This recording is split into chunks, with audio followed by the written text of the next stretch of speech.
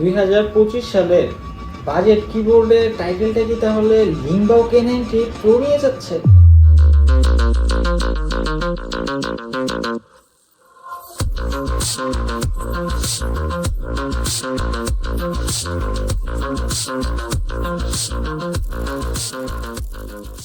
Hello good people, কি অবস্থা আপনাদের? আমি রেসান। আজকে নিয়ে আসছি K98 Pro এর একটা proper review, in depth review আমার পার্সোনাল এক্সপিরিয়েন্সের সাথে। তো চলেন শুরু করি।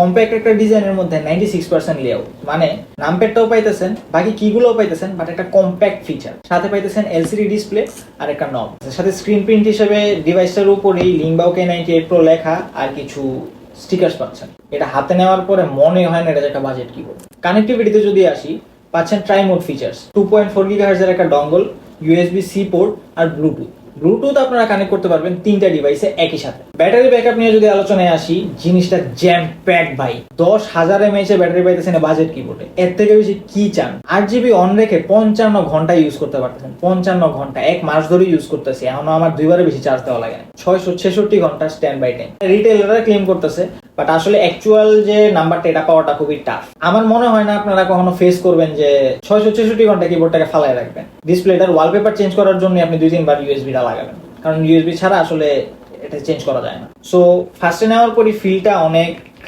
ক্রিমি, জিনিসটা হট সোয়াপেবল, তাই 3 পিন 5 পিন যে কোনো সুইচে আপনারা ইউজ করতে পারবেন। এবার আসা যাক K98 Pro এর এক্সপ্লোডেড ভিউতে। সবার উপরে আমরা দেখতে পারতেছি আপার কাভার। এটা পুরো কিবোর্ডটাকে একটা শেপ দেয় আর ভিতরের জিনিসগুলোকে প্রোটেক্ট করে।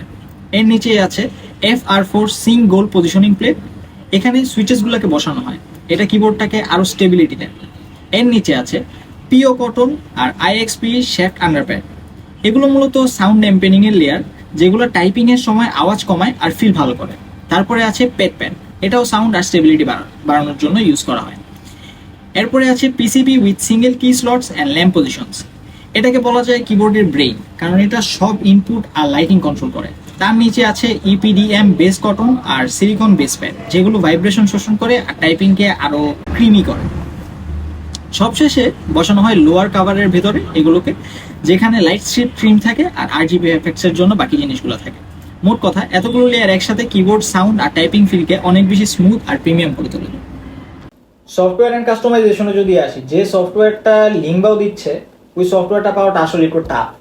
আমার নিজের পার্সোনাল ওপিনিয়ন হচ্ছে, আমি কিবোর্ডের সফটওয়্যারটা খোঁজার জন্য প্রায় আধা ঘন্টার মতো ব্যয় করছি। ওদের ওয়েবসাইটটা চাইনিজে, তাই ট্রান্সলেট করে নিতে হচ্ছে, ট্রান্সলেট করার পর আবার এটা খুঁজতে হচ্ছে, তারপর ডাউনলোড করতে হচ্ছে। সো ওইটা একটু টাফ, বাট চলে। প্রথমবার সফটওয়্যারটা ডাউনলোড করতে পারলেও এখন ঢুকে দেখা যাচ্ছে সফটওয়্যারের ওয়েবসাইটটাতেই ঢুকতেছে না। VPN দিয়েও ট্রাই করে দেখা হয়েছে, বাট ওদের ওয়েবসাইটটা রিচ করা যাচ্ছে না।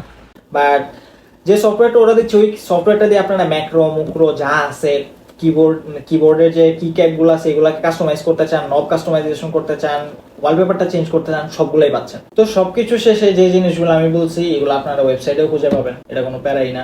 বাংলাদেশের মধ্যে এটা খুঁজে পাওয়া একটু টাফ। প্রোজ যদি বলি, জিনিসটা 96%। সো সবগুলা কি পাচ্ছেন, নামপ্যাডটাও পাচ্ছেন, একটা ডিসপ্লে পাচ্ছেন, একটা নব পাচ্ছেন কাস্টমাইজেবল, সাথে ট্রাই মোড, ব্যাটারি পাচ্ছেন 10,000 mAh, খুব ভালো একটা জিনিস। কনসে যদি যাই, সফটওয়্যারটা নিয়ে আমার একটু সমস্যা আছে। সফটওয়্যারটা এভেল করাটা সবচেয়ে টাফ একটা জিনিস। সফটওয়্যারটা আরেকটু কাস্টমাইজেবল হইতে পারতো, আরো কিছু ফিচার সেট করতে পারতো। নামপ্যাড পাইতেছেন, ডিসপ্লে পাইতেছেন, নব পাইতেছেন, কাস্টমাইজেশন করতে পারতেছেন, আশেপাশে LED পাইতেছেন। বিল্ড কোয়ালিটি হিসেবে জিনিসটা খুব ভালো, ফ্যাক্টরি থেকে আসতেছে জিনিসটা হেভি প্রিমিয়াম একটা ফিল দিতেছে। RGB গুলা কাস্টমাইজ করতে পারতেছেন, সাথে আরো পাইতেছেন ট্রাই মোড, বিশাল ব্যাটারি আর হট সোয়াপেবল কি ক্যাপস। ঝামেলা একটাই, কনসে যদি যাই, এই ব্ল্যাক মডেলটার সাথে ফ্যাক্টরি থেকে যে কি ক্যাপ গুলা দেয় ওইগুলো আমার পছন্দ হয়নি পার্সোনালি, তাই আমি এই কি ক্যাপ গুলো কিনে নিছি। আপনারাও চাইলে কিনে নিতে পারেন, আবার অনেকের পছন্দ হইতে পারে, পার্সন টু পার্সন ভ্যারি করে। আরেকটা সমস্যা হচ্ছে এটার সফটওয়্যারটা আমার কাছে ততটা আপ টু মার্ক মনে হয় নাই। পাওয়াও ডিফিকাল্ট, ডাউনলোড করাও ডিফিকাল্ট, জিনিসটা আর একটু ইউজার ফ্রেন্ডলি হইতে পারতো। আমি যেহেতু mechanical keyboard first time use করতেছি, আমি যখন টাইপ করতে যাই মাঝে মাঝে আমার এই আঙ্গুলটা ধরেন আরেকটা কিয়ের উপরে পড়ে গেলে হালকা একটু প্রেস হইলেও এটা রেজিস্টার করে ফেলতেছে। এখন একটা সলভেরও অপশন আছে, আমরাই নিয়ে আসবো। বাট যদি নিতে চান, যারা বাসায় কিবোর্ড ইউজ করেন, একটু সাইলেন্ট টাইপ কিবোর্ড চান, তাদের জন্য এই কিবোর্ডটা আমার মতে বেস্ট অপশন। এই প্রাইস রেঞ্জের মধ্যে এই সব ফিচার পাওয়াটা আসলে টাফ। 10,000 mAh এর ব্যাটারিটাও আমার জন্য ইম্পর্টেন্ট ছিল, গেম খেলার জন্য আমার জন্য নামপ্যাডটা ইম্পর্টেন্ট ছিল। আমার জন্য ডিসপ্লেটা ইম্পর্টেন্ট ছিল না, বাট এই প্রাইস রেঞ্জের মধ্যে আমি ডিসপ্লে পাবো এটা আমি ভাবিই নি। আমি দোকানে গেছিলাম কিবোর্ড কিনে আনবো ছোট, 96% পেয়ে যাব ধারণা ছিল না, নতুন ধারণা হইলো, ভালো লাগছে। তাইলে সবশেষে আসল কথায় আসা যাক, যে এটা কি আসলেই 2025 সালের বেস্ট বাজেট কিবোর্ড? আমার মতে হ্যাঁ, আপনাদের মতে কি হইতে পারে কমেন্টে জানাবেন, বাকিটা আপনাদের উপরে, গিয়ে কিনে দেখতে পারেন। তাইলে till then, stay safe, stay healthy, peace out.